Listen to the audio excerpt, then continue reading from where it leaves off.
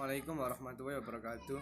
Perkenalkan, nama saya Ibnu Akil, saya absen 9, saya dari kelas 11 IPS 2. Assalamualaikum warahmatullahi wabarakatuh. Sini saya akan menjelaskan tentang perkembangan Islam pada masa kejayaan. Masa kejayaan Islam. Masa kejayaan Islam terjadi pada sekitar tahun 650 sampai 1250. Periode ini disebut periode klasik pada kurun waktu itu.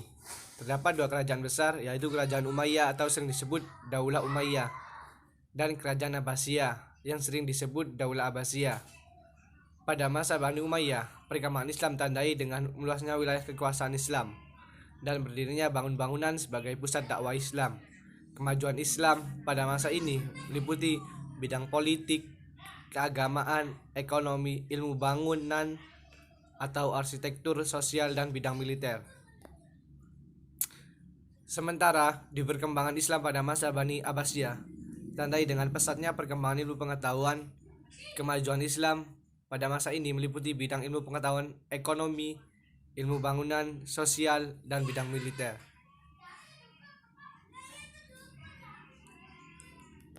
Kemajuan umat Islam baik pada masa Bani Umayyah maupun Bani Abbasiyah. Tentu saja kemajuan umat Islam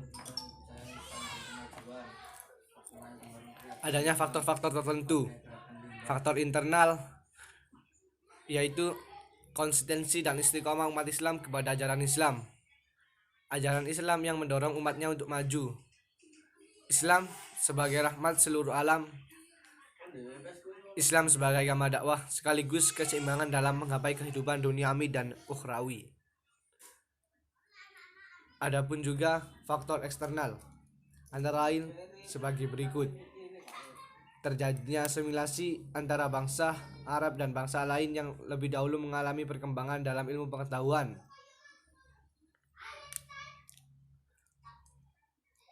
Contohnya, pengaruh Persia pada saat itu sangat penting di bidang pemerintahan. Selain itu, mereka banyak berjasa dan perkembangan ilmu filsafat dan sastra. Adapun pengaruh Yunani masuk melalui berbagai macam terjemah dalam banyak bidang ilmu, terutama filsafat. 2. Gerakan terjemah.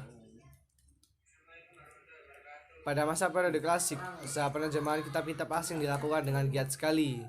Pengaruh gerakan terjemahan terlihat dalam perkembangan ilmu pengetahuan umum, terutama di bidang astronomi, kedokteran, filsafat, kimia, dan sejarah. Selain faktor tersebut, kejayaan Islam disebabkan oleh adanya gerak-gerakan ilmiah atau etos keilmuan bagi para ulama yang ada di periode klasik tersebut. Antara lain sebagai berikut: melaksanakan ajaran Al-Quran secara maksimal, di mana banyak ayat dalam Al-Quran yang menyuruh agar kita menggunakan akal untuk berpikir. 2. Melaksanakan isi hadis, di mana banyak hadis yang menyuruh kita untuk terus-menerus menuntut ilmu, meskipun harus ke negeri Cina.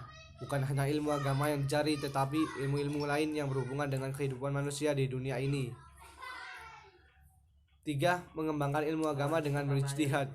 Ilmu pengetahuan umum dengan mempelajari ilmu filsafat Yunani, maka pada saat itu banyak bermunculan ulama fikih, tauhid atau kalam, tafsir, hadis, ulama bidang sains, ilmu kedokteran, matematika, optik, kimia, fisika, geografi, dan lain-lain.